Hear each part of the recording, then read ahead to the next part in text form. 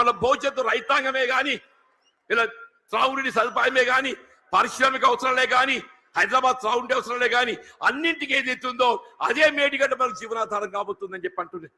వాస్తవం చెప్పాలంటే ఇలా కేసీఆర్ గారి యొక్క విజన్, వారి యొక్క దూరదృష్టి, మరి తెలంగాణ రాష్ట్ర ఏర్పాటు సాధన కొరకు మరి ఉద్యమించిన నాడు కరీంనగర్ జిల్లా కేంద్రంగా వారు టీఆర్ఎస్ ఆరంభింపజేయడం జరిగిందని చెప్పి అంటున్నారు. అందరు ఆశ్చర్యపోయిండు, ఇదేంటి అందరూ మర్చిపోయిన తెలంగాణ నినాదం ఈయన లేవనెత్తుతుందని చెప్పారు. ఒంటరి పోరాటం ఆయన ఒక్కరు బయలుదేరితే యావత్ తెలంగాణ సమాజం ఆయన వెంట నడిచిందని చెప్పి అంటున్నారు. యావత్ తెలంగాణ సమాజం ఆయన వెంట నడిచి తెలంగాణ సాధ్యమైందని చెప్పి అంటున్నారు. అదే తెలంగాణ రాష్ట్ర నిర్మాణం కొరకు ఏదైతుందో దశాబ్ద కాలం పాటుపడ్డారు. ఇలా కాంగ్రెస్ వచ్చి ఏదో మేలు చేస్తా చెప్పి అనుకున్నామే, అది పక్కన పెట్టండి. ఇలా తిరోగమన చర్యగా ఏదైతుందో తిరోగమనం పడుతుంది. మళ్ళీ తెలంగాణ రాష్ట్ర పునర్నిర్మాణం కావాలని చెప్పంటే కేసీఆర్ గారి యొక్క నాయకత్వం మాత్రమే తెలంగాణ రాష్ట్రాన్ని పునర్నిర్మాణం చేయగలుగుతా చెప్పంటున్నారు. మీరు ఎక్కడ ఏ పల్లె కనపడి చెప్పిన ఒకటే నినాదం వస్తుంది, రేవంత్ రెడ్డి పోవాలి, కేసీఆర్ గారు రావాలి. ఒకటే నినాదం, రేవంత్ రెడ్డి గారు పోవాలి, కేసీఆర్ గారు రావాలి. కాంగ్రెస్ పోవాలి, బీఆర్ఎస్ రావాలి. అంటే ఏంటి, ప్రతి పల్లె గుండెల్లో ఏదైతుందో ఇవాళ ఈ నినాదం కేసీఆర్ గారు ఇవాళ వస్తుంటే నిజంగా చెప్తున్నా మొత్తం కూడలని యువత ఉత్సాహం కేరింతలు చూస్తుంటే మళ్ళీ తెలంగాణ రాష్ట్ర ఏర్పాటు ఉద్యమ దినాలు గుర్తుకొస్తాయని చెప్పంటున్నా. అలాంటి తెలంగాణ రాష్ట్ర ఏర్పాటు ఉద్యమ సమయంలో కేసీఆర్ గారు నడుస్తుంటే యువత కేరింతలు ఏ విధంగా ఉండేనో ఇవాళ కేసీఆర్ గారు జగిత్యాల పర్యటన ఏదైతుందో మళ్ళీ అదే కేరింతల ఉత్సాహం యువతలో కనబడుతుందని చెప్పంటున్నాను. అదే కేసీఆర్ గారి యొక్క నాయకత్వం తెలంగాణ రాష్ట్ర పునర్నిర్మాణానికి మనకి ఏకైక నాయకత్వం కేసీఆర్ గారు చెప్పక తప్పదని చెప్పంటున్నారు. ఇలా వారి ఆధ్వర్యంలో పనిచేసే అవకాశం నాకు లభించడం, ఇలా వాస్తవంగా ఇద్దరం కూడా ఈ ఒకరి పట్ల ఒకరు అభిమానం కలిగి ఉన్నామే. కానీ ఏదైతుందో కలిసి ప్రయాణం చేసే అవకాశం కొంతకాలం వచ్చింది. 2004-2009 మధ్య కాలంలో ఇద్దరం కలిసి ప్రయాణం చేసినాం, ఎన్నికల్లో కలిసి పోటీ చేసినాం. కానీ ఏదైతే కాంగ్రెస్ పార్టీ ఏ తెలంగాణ రాష్ట్ర ఏర్పాటు లక్ష్యంగా మరి ఎన్నికల ఒప్పందం కుదుర్చుకోవడం జరిగిందో ఆ తెలంగాణ రాష్ట్ర ఏర్పాటు ఏదైతుందో జాప్యం చేయడంతో కొంత నీరుగాచి పెద్ద చేయడంతో ఏదైతుందో వారు అనాడు కేంద్ర మంత్రి పదవి త్యాగం చేసి కేంద్రంలో మంత్రి పదవి త్యాగం చేసి రాజీనామా చేసి పార్లమెంట్ ఉప ఎన్నికలు వారు వస్తే మరి కాంగ్రెస్ పార్టీ పక్షాన అసలు ఛాలెంజ్ ఇచ్చినోడు పక్క వేయండి. కేసీఆర్ గారిని ఎదుర్కోవాలంటే మామూలు విషయం కాదు, కేసీఆర్ ఎదుర్కోవడం మామూలు విషయం కాదు అంటూ నేను అన్నాడు. ఏదైతే ఇదే కాంగ్రెస్ పార్టీ నన్ను దొరకబట్టి ఆయన ముందు నిలబెట్టిందా, నన్ను దొరకబెట్టి వారి ముందు నిలబెట్టిందని చెప్పి అంటున్నా. నేను ఏం చెప్పాలి, నా కోసం ఏం చెప్పాలని చెప్పి అంటున్నాను. అంటే నిజంగానే వారి అడ్డుకోవడం సాధ్యమేనానే?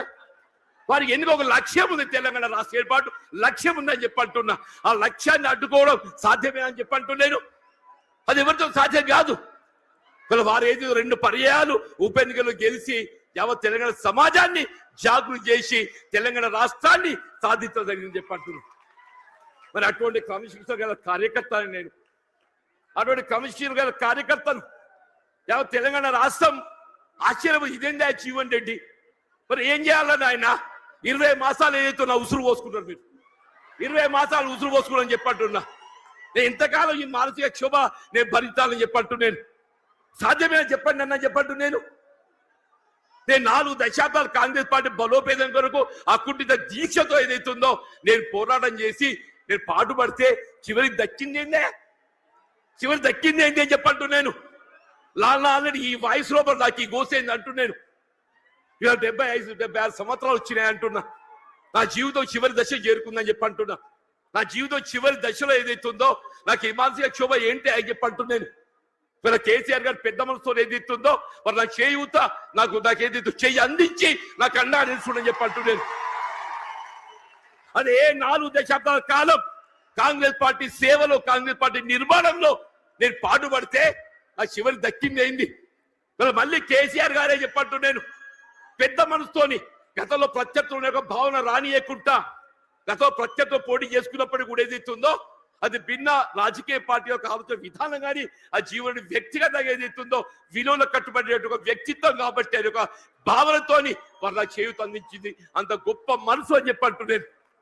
దయచేసి ఇలా జగిత్యాల గడ్డ నేనేదో ఆశించి కాదు నాయన, నేను అన్ని చూసిన నేను చూడని ఏమీ లేదు. ఈ 4 దశాబ్దాల కాలంలో చూడని ఏమీ లేదు. ఇవాళ ఒకటి ఇవాళ రాష్ట్రాన్ని పట్టుకుని శని పీడ విరగడ కావాలని చెప్పండు. ఒకే ఒక్కటి ఈ రాష్ట్రాన్ని పట్టుకొని శని పీడ విరగడ కావాలని చెప్పంటున్నా. ఆ శని పీడ విరగడ కావడానికి కొరకు ఏదైతుందో కేవలం కేసీఆర్ యొక్క నాయకత్వంతో మాత్రమే సాధ్యమవుతున్న భావనతో ఏదైతుందో ఇవాళ కేసీఆర్ గారి యొక్క నాయకత్వంలో బీఆర్ఎస్ పార్టీ చేరదొరుకుతుందని చెప్పంటు. దయచేసి ఇంతకాలం నాకు అండగా నిలిచిందా మీరు? నిజంగా మీ అందరికీ నా శేష జీవితం మీ అందరికీ నీ సేవ చేసి రుణం తీసుకోలేని చెప్పంటున్నాను. వీళ్ళ కేసీఆర్ గారి యొక్క నాయకత్వంలో వీళ్ళ ఉమ్మడి కరీంనగర్ జిల్లానే కాదు యావత్ తెలంగాణ రాష్ట్రంలో గులాబీ జెండా ఎగరవేయటమే మనందరి ఒక లక్ష్యంగా మనం ముందు పోవాలని చెప్పంటున్నా. రాబోయే కాలంలో 119 స్థానాలు ఉంటాయి, ఎన్ని ఉంటాయో తెలియదు కానీ ఎన్ని స్థానాలు ఉన్నా అని ఉమ్మడి రాష్ట్రంలో కాంగ్రెస్ పరిస్థితి ఏ విధంగా మారిందో రేపు రాబోయే శాతం ఎన్నికల్లో మీకు 94 ఉప ఎన్నికల్లో కాంగ్రెస్ పార్టీ పరిస్థితి కంటే ఇక దీనంగా తయారైపోతుందని చెప్పకుండా మనం చూస్తామని చెప్పంటాం.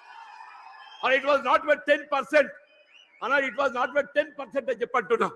ఇవాళ పరిస్థితి కూడా ఏదైతుందో రాబోయే కాలంలో ఇవాళ ప్రజాభిప్రాయం ఎవరైనా ప్రజాభిప్రాయానికి అనుగుణంగా పనిచేయాలి.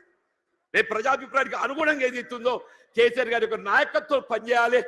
వాళ్ళు ఎప్పటికైనా ఒకటి కోరుకుంటుంది, అరే ఇంత మంచిని నేను ఇచ్చిపెట్టుకుంటే ఏందే,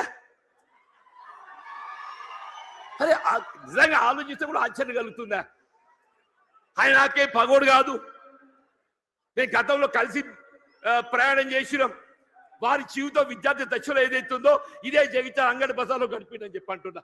జగిత్యాలకు కేసీఆర్ గారికి ఉన్న ఒక అనుబంధం ఏదైతుందో ఇప్పటి తరానికి తెలియకపోవచ్చు, కానీ కేసీఆర్ గారి ఒక బాల్య జీవితం ఏదైతుందో జగిత్యాలతో ముడివేసుకుందని చెప్పంటున్నాను. అటువంటి కేసీఆర్ గారు ఏదైతుందో ఆనాడు తాడిత పీడిత వర్గాలు ఏదైతుందో వారి యొక్క హక్కుల సాధన కొరకు జగిత్యాల చైత్ర యాత్ర ఏదైతే ఇదే గడ్డ మీదకి వెళ్ళి ఇదే సమావేశ స్థలికి వెళ్ళి ఆరంభింపజేసి చెప్పంటున్నాను.